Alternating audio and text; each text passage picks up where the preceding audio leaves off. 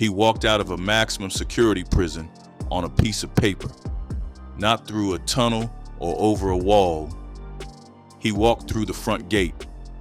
At 7:40 in the evening, after a courier showed up with a document that looked official and the guards processed it and opened the door, the document was forged. The guards did not know that. Nobody knew that for 7 months. His name was Jose David Figueroa Agosto. He was serving 209 years for a conviction he always maintained was wrong.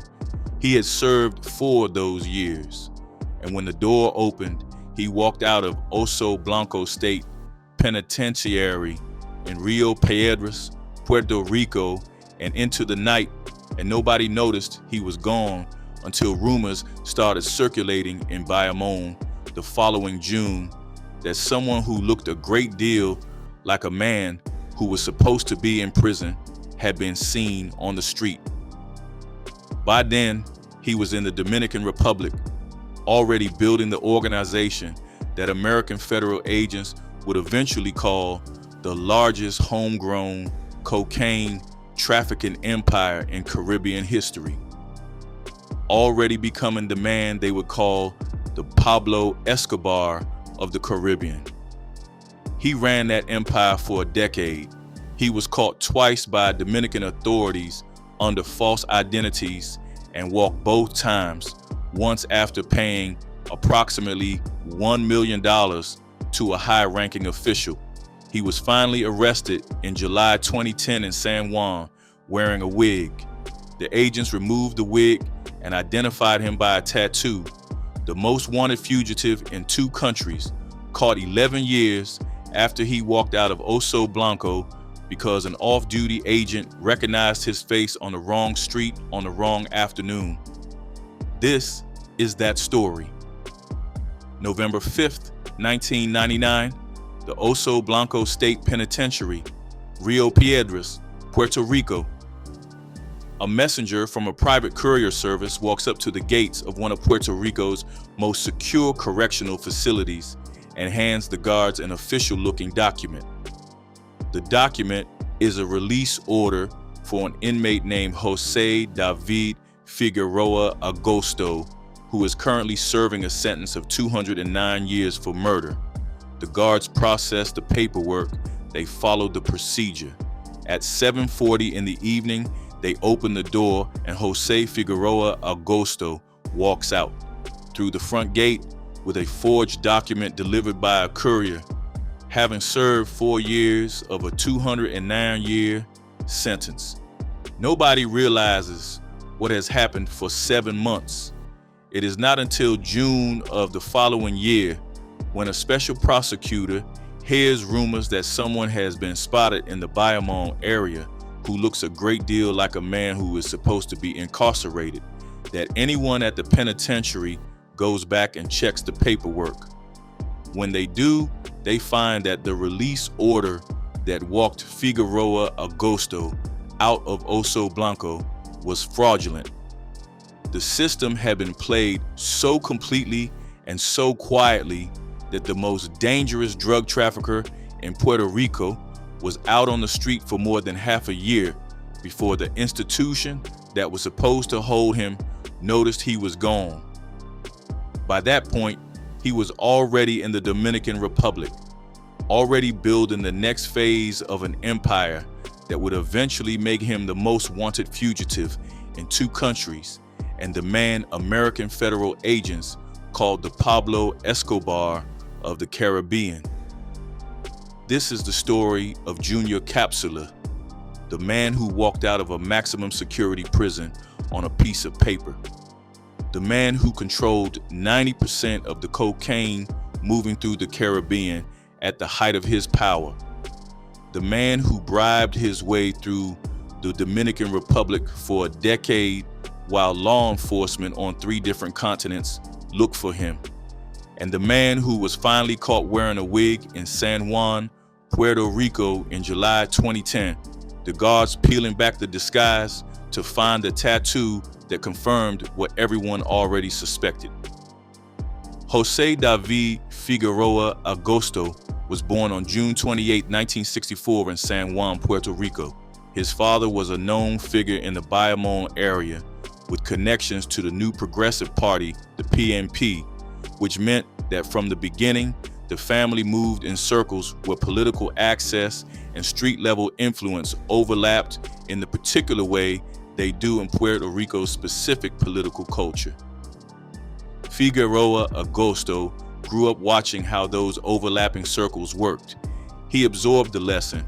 His entry into the drug trade came through his mentor, a man named Jose Israel Ruiz Cáceres, known in the streets as El Viejo, the old man.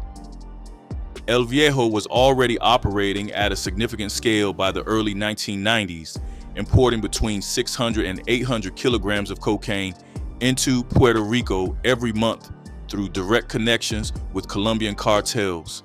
He had a distribution pipeline that ran from Colombia to the Dominican Republic to Puerto Rico, and he had the Colombian relationships that gave him access to the supply. What he needed was reliable people who could handle specific operational tasks, particularly the water-based logistics that the island geography of Puerto Rico required for large-scale cocaine importation. Figueroa Agosto was one of those people. He was known to be skilled with fast boats, a talent that would define his operational signature for the next 2 decades. He piloted the vessels that retrieved cocaine shipments off the Puerto Rican coast. He understood water routes, timing, and the specific logistical demands of maritime drug transportation in the Caribbean in a way that made him valuable to the organization and that eventually made him irreplaceable. The problem that ended his time under El Viejo's umbrella was a cocaine shipment that went missing. A man with connections to the organization was believed to have taken roughly 100 kilograms of cocaine belonging to the Colombian suppliers. The Colombians wanted resolution. In 1993, the man was found dead. Figueroa Agosto was implicated through testimony given by a former corrupt police officer who had been present. He was convicted in the fall of 1995 and sentenced to 209 years in the state penitentiary at Rio Piedras. He always maintained his innocence in that case. El Viejo himself said publicly that Figueroa Agosto had nothing to do with the incident, that he had his own people for that kind of work and did not need Junior involved. The conviction stood regardless, and in 1995, Figueroa Agosto walked into Oso Blanco with a sentence that was, in any practical sense, a life sentence. He served 4 years. The forged release order that got him out in November 1999 was the opening act of what became one of the most extraordinary fugitive careers in Caribbean criminal history. The document was convincing enough to clear the guards at one of Puerto Rico's most serious correctional facilities. Whether that convincing quality reflected extraordinary forgery, complicit guards, or some combination of the two has never been definitively established. What is established is that it worked, and that by the time anyone thought to verify whether the order was legitimate, Figueroa Agosto was already gone. He moved through maritime routes to the Dominican Republic, entering the country quietly in late 1999. He obtained a false Dominican passport under the alias Junior Cápsula, a name that would follow him for the rest of his career, and began establishing himself in Santo Domingo. He presented himself variously as a businessman, an architect, a man of legitimate means. He was none of those things, but the presentation was convincing enough in the Dominican social world he moved through to give him cover. The Dominican Republic suited him for reasons that went beyond simple proximity to Puerto Rico. The country had become, by the late 1990s and into the 2000s, one of the most important transit points in the Caribbean cocaine trade. Colombian and Venezuelan traffickers were using the Dominican Republic as a staging area for shipments moving northward toward Puerto Rico and the continental United States. The Dominican Republic's institutional environment, with its documented history of corruption at multiple levels of law enforcement and government, made it a place where a man with money and the willingness to spend it on protection could operate with a degree of impunity not available in more scrutinized jurisdictions. Figueroa Agosto exploited that environment with the same operational intelligence he had demonstrated in Puerto Rico. He built relationships. He paid for protection. He cultivated people at multiple levels of Dominican institutional life, from law enforcement to politics, in ways that gave him early warning of operations against him, and on at least 2 documented occasions allowed him to walk out of custody after being detained under a false identity. The empire he constructed from the Dominican Republic between 2000 and 2010 was, by the time it was fully documented by American federal investigators, one of the most significant drug trafficking operations in the Western Hemisphere.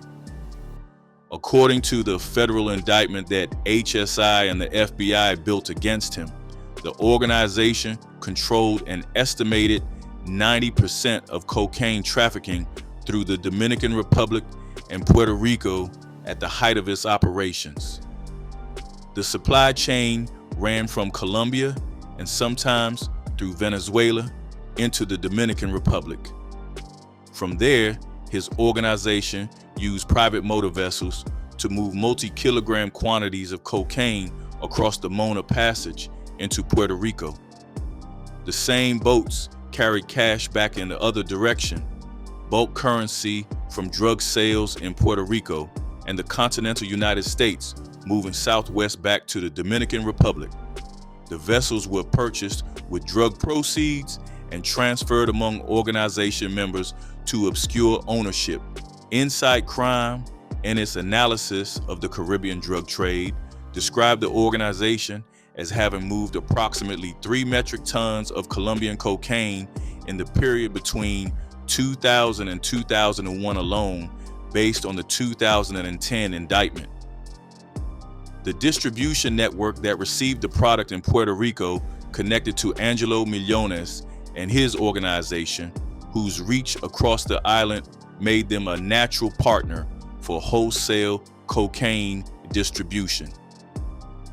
From Puerto Rico, the product moved to the continental United States, extending the pipeline from its Colombian origin through the Caribbean and onto American streets in a chain that federal prosecutors described as spanning Colombia, Venezuela, the Dominican Republic, Puerto Rico, New York, and the high seas.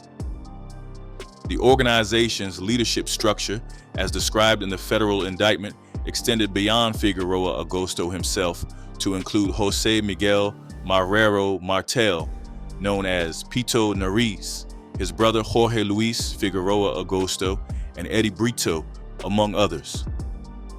The transporters, the people who physically moved the cocaine across the water in the vessels the organization had purchased, included a network of operatives who worked specific routes on a regular basis. The total value of the organization's assets at the time of the federal investigation was estimated at approximately $100 million. Properties, vehicles, cash, luxury goods, vessels, the accumulated material expression of a decade of dominance in the Caribbean cocaine trade. The life Figueroa Agosto built in the Dominican Republic during his years as a fugitive was, by multiple accounts, conducted with a visibility that was itself a kind of statement. He was not hiding in the way that most fugitives hide. He was living openly, publicly, with the specific confidence of a man who had calculated that his protection arrangements were solid enough to withstand normal law enforcement pressure. He hosted parties. He kept the company of prominent people in Dominican social life, including television personalities who later acknowledged they had known him under his false identity without knowing who he actually was. He financed expensive gifts and cosmetic procedures for women he was involved with. He drove luxury cars, maintained multiple properties, and displayed the kind of material wealth that, in any environment where law enforcement was paying attention, would have been an immediate red flag. The Dominican environment of that era was not paying attention in ways that concerned him because he had arranged for it not to. The collection of vehicles that was ultimately seized included Ferraris, Porsches, Mercedes-Benz models, Land Rovers, and BMWs. The watch collection was valued at approximately $1 million, including a single Roger Dubuis timepiece worth $100,000. Among the cars was a special edition Camaro with an engine that ran on jet fuel, valued at more than $75,000. This was not modest living. It was the material expression of a man who believed he was beyond the reach of the law and was not particularly interested in pretending otherwise. He had also, by his own account given in a September 2024 interview, been delivering money directly to Dominican politicians, including at the presidential level, to purchase the protection his operations required. Diplomatic cables released through WikiLeaks described how associates allegedly paid bribes to secure his freedom and operational impunity, implicating corrupt Dominican officials and shielding him from law enforcement. In a country where the U.S. State Department had documented systematic corruption in the security services, this was not a surprising arrangement. It was the standard arrangement, and he had the resources to make it work. The Dominican authorities detained him twice while he was operating under false identities. Both times, he walked. The first time, he was detained as one of his alter egos and released when authorities failed to identify him as Figueroa Agosto. The second time was more consequential. He was detained in the Dominican Republic after being caught up in an operation against an associate, and he was actually identified as Figueroa Agosto. He was supposed to be held for extradition to Puerto Rico. He was not held. According to his own account given on Dominican radio, he paid approximately $1 million to a high-ranking Dominican police official and was released. The Dominican authorities subsequently confirmed that the voice on the recording was his. He then returned to Puerto Rico by fast boat, the mode of transport that had been his signature since El Viejo's days.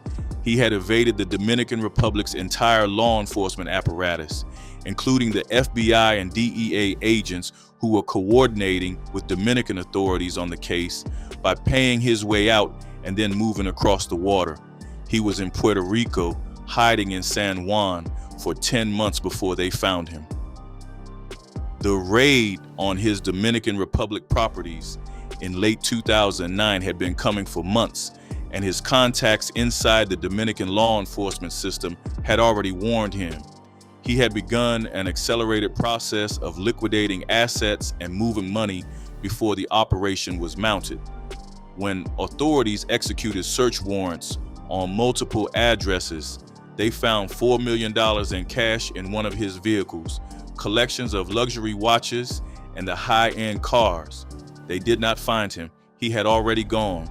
The $4 million that was officially reported may not have been the full amount found. According to accounts from the time, the original figure was closer to $6 million, with the discrepancy reflecting what happened when corrupt officials handled seized assets. This was not unusual in the Dominican context of that era, where a 2015 incident involving Dominican anti-narcotics police diverting more than a ton of seized cocaine illustrated how deeply the corruption had penetrated. The July 2010 arrest in San Juan came through the specific kind of chance that catches long-running fugitives. An off-duty Dominican anti-narcotics agent who happened to be in Puerto Rico noticed a man who looked familiar. The agent was not certain because Figueroa Agosto had altered his appearance over the years, but something about the recognition was strong enough that the agent contacted Puerto Rican authorities. Surveillance was established and a team moved in. When they stopped the vehicle, Figueroa Agosto tried to run. He was wearing a wig. The agents caught him, removed the wig, and identified him by a distinctive tattoo. The most wanted fugitive in the Caribbean was arrested on the street in San Juan a decade and a half after he had first been convicted, and 10 years and 8 months after he had walked out of Oso Blanco through the front gate on a piece of paper. The federal case that was built against him was extensive. The 12-count indictment included conspiracy to import narcotics into the United States, conspiracy to possess with intent to distribute controlled substances, and money laundering. He was charged under the Continuing Criminal Enterprise Statute, the same legal framework used against the most significant drug trafficking operations in American federal prosecutorial history. The indictment sought to forfeit up to $100 million in proceeds. His defense attorney, Ramon Negron Colon, was himself subsequently convicted on money laundering charges.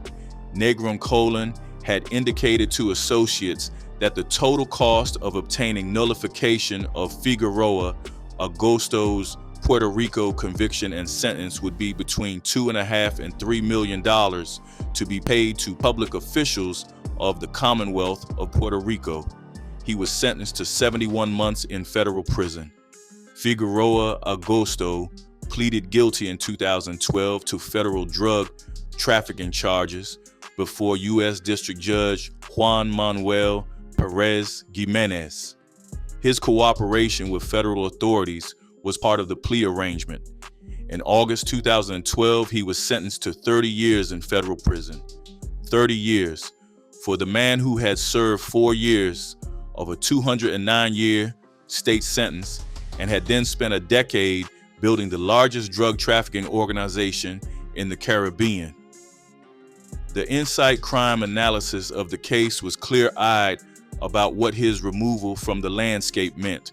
No single major criminal figure has publicly emerged in the Dominican Republic since the days of Figueroa. The vacuum he left behind has been filled by smaller, more fragmented local groups, by corrupt government elements taking on more direct roles in the trade, and by the continuing flow of cocaine through a region whose geographic position makes it an essentially permanent transit corridor. The specific geography that made Junior Capsula's empire possible is worth understanding in full because it explains why the Caribbean drug trade has proven so resistant to disruption regardless of how many individual kingpins are removed from it. The Caribbean sits between South America, where the cocaine originates, and the United States, where the majority of the market is. The thousands of islands, the extensive maritime zones, the multiple national jurisdictions that make coordinated law enforcement enormously complicated, and the specific economic conditions that make corruption sustainable across the region all combine to make it a natural transit corridor. Insight Crime documented that the volume of narcotics transiting through the Caribbean tripled between 2009 and 2014, and by 2015, 13% of all drugs reaching the United States were passing through the region, up from 5% in 2012. Figueroa Agosto's specific contribution to the architecture of that trade was the direct bilateral pipeline between the Dominican Republic and Puerto Rico, the fast boat logistics, the organizational structure that connected Colombian suppliers to Puerto Rican distributors, and a vertically integrated operation that cut out multiple intermediaries and gave him the cost and supply advantages that flow from that kind of direct access. He was operating in the late 1990s and 2000s as a homegrown Caribbean kingpin in an era when most major Caribbean traffickers were subcontractors for Colombian and Mexican organizations, and his ability to build direct relationships with Colombian and Venezuelan source organizations put him in a structurally different position from most of his regional contemporaries. The fast boats were the enabling technology, the same maritime skill that El Viejo had recognized and used when Figueroa Agosto was working as a vessel driver became the operational signature of his own organization. Private motor vessels, purchased with drug proceeds, crewed by organization members, moving cocaine across the Mona Passage on a regular schedule. The money moved in reverse. The boats became assets that were transferred among organization members to make ownership harder to trace. The maritime infrastructure was both the mechanism of the empire and one of its primary financial assets.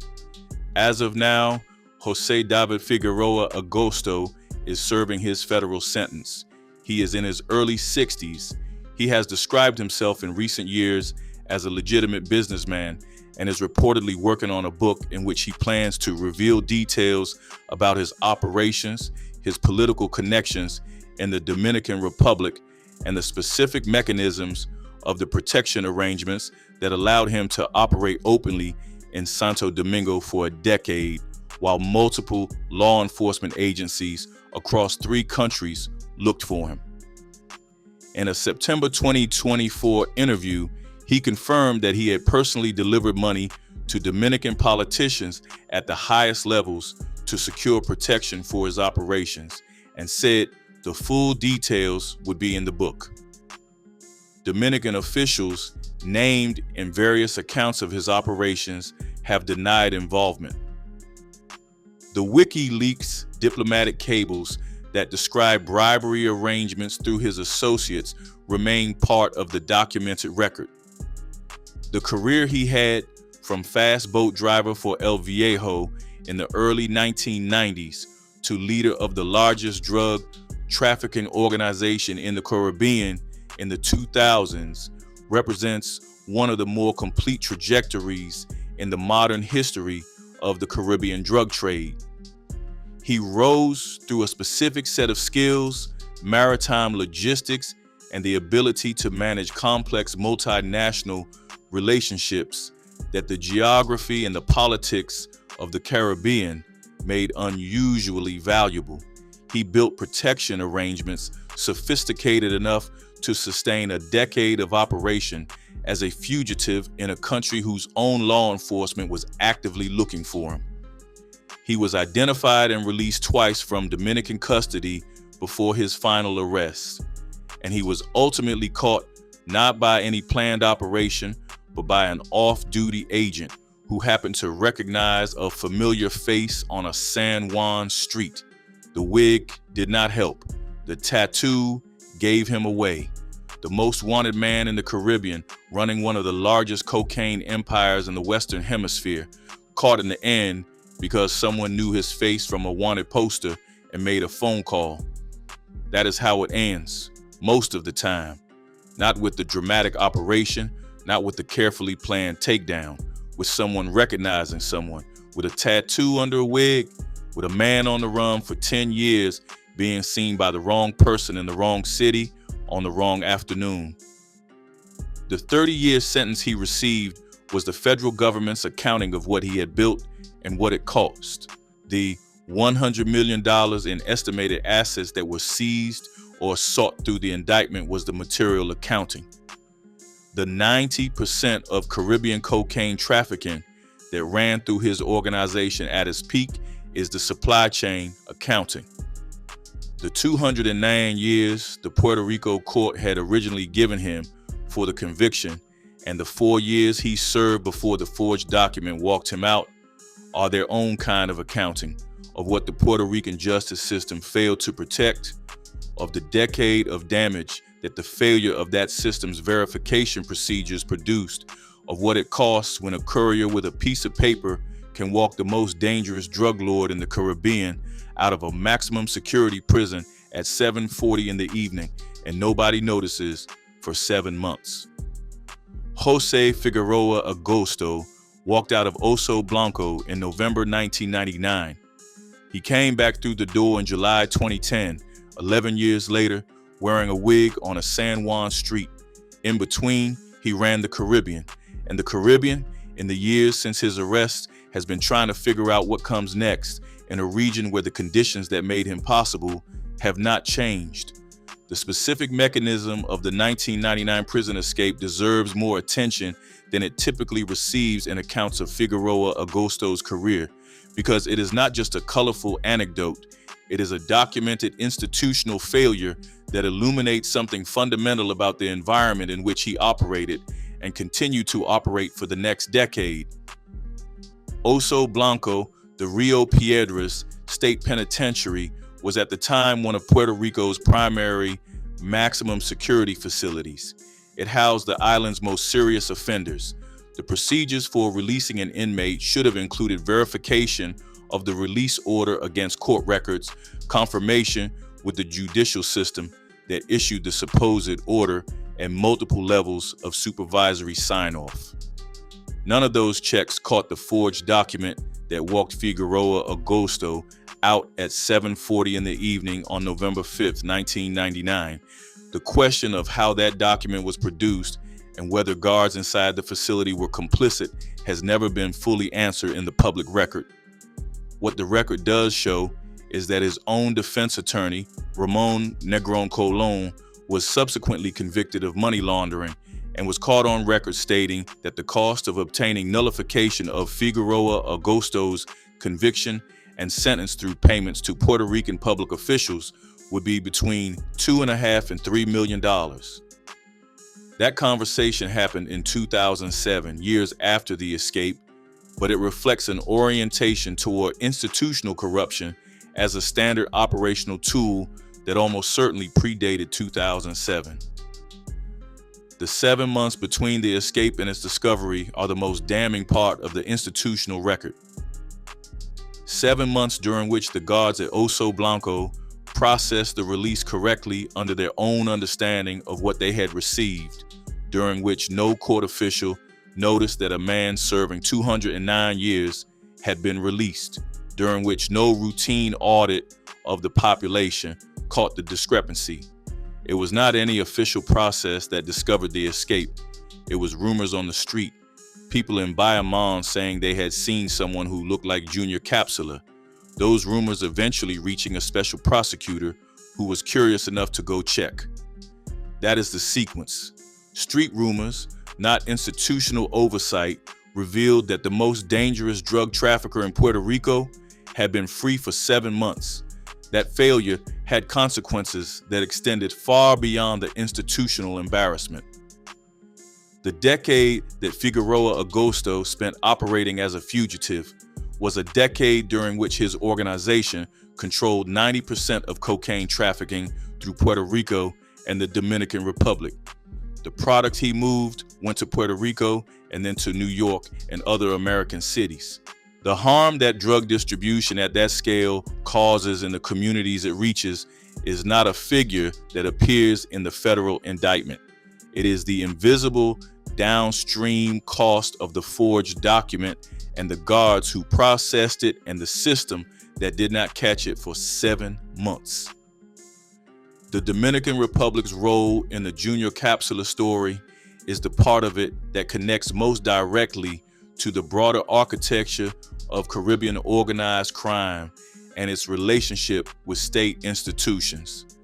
The country has functioned as a major cocaine transit hub since at least the 1990s, when Caribbean trafficking routes became increasingly important as other routes were disrupted by law enforcement pressure. Its geographic position, its maritime connections to both South America and Puerto Rico, and its institutional environment have made it an attractive base for traffickers who need a place to operate with some degree of protection from American and Puerto Rican law enforcement.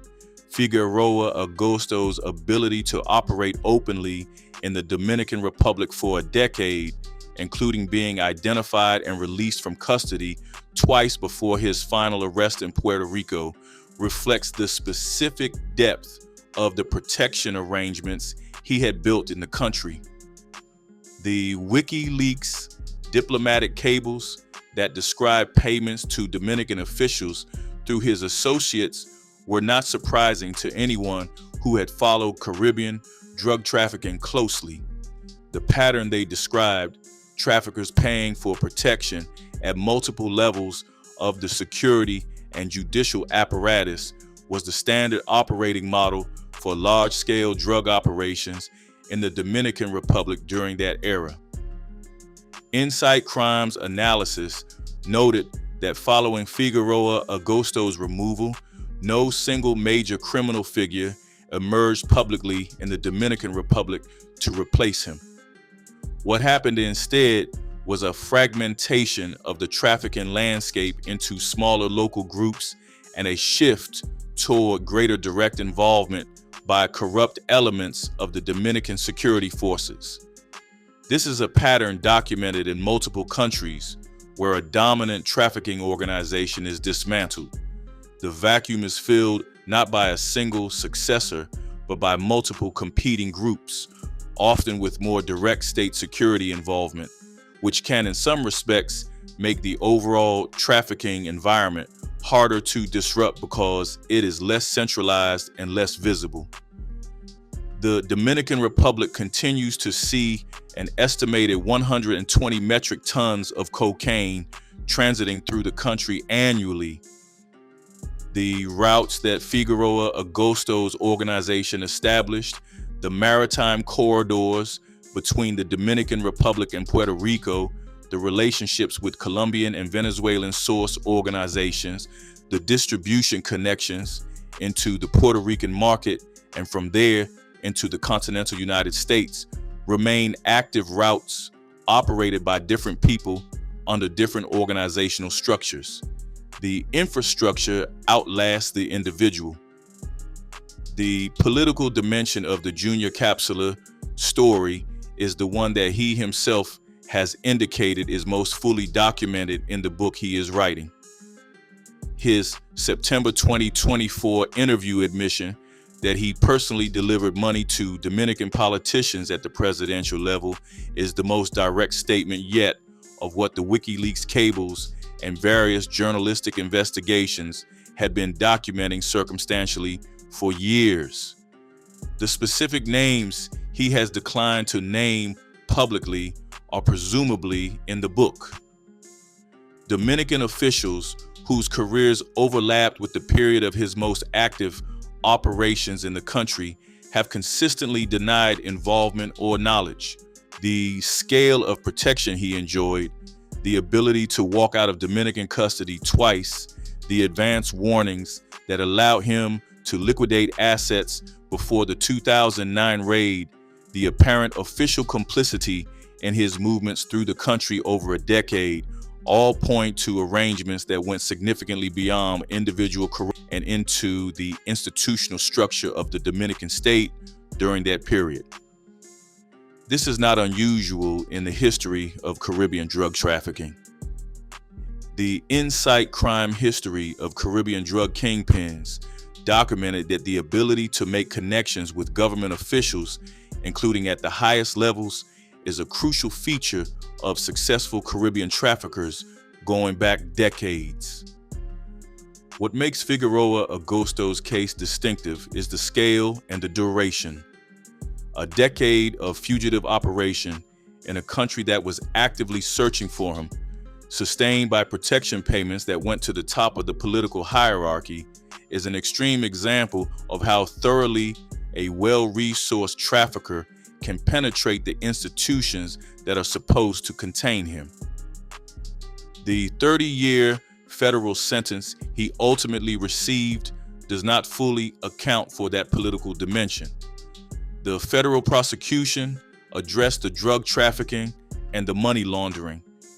The political corruption in the Dominican Republic that enabled it was a matter for Dominican authorities, who have their own complicated relationship with the investigation and prosecution of official corruption in drug trafficking cases.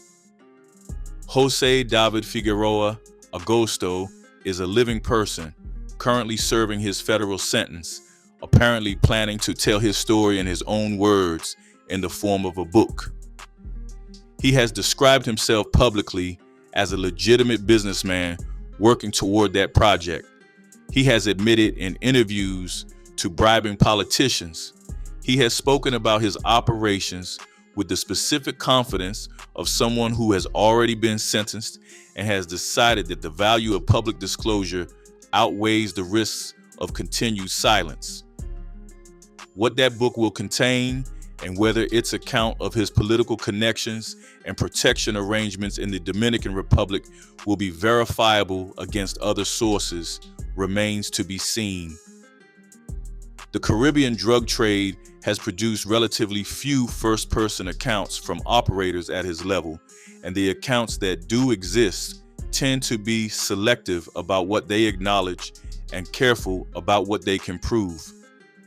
What is already in the public record is sufficient to establish the outline of a career that began with a fast boat and a Colombian cocaine connection in the early 1990s, ran through a conviction and a forged document, built a decade-long empire that controlled the largest share of cocaine moving through the Caribbean, and ended on a San Juan street with a wig and a tattoo. He walked out of Oso Blanco in November 1999. He walked back into custody in July 2010. In the 11 years between those two events, the Caribbean cocaine trade ran through his organization at a scale that American federal prosecutors described as unprecedented for a homegrown Caribbean kingpin. The boats moved the product. The money moved in the other direction. The protection payments moved upward through the Dominican political system. And Junior Capsula lived the life of a man who had calculated that the arrangements he had built were solid enough to hold indefinitely. They held for 10 years. Then an off-duty agent recognized the face. The wig came off. The tattoo confirmed what the face suggested. That is how empires end, when they do not end in a courtroom or a cemetery, with someone who knows what they are looking at it in the wrong place at the wrong time.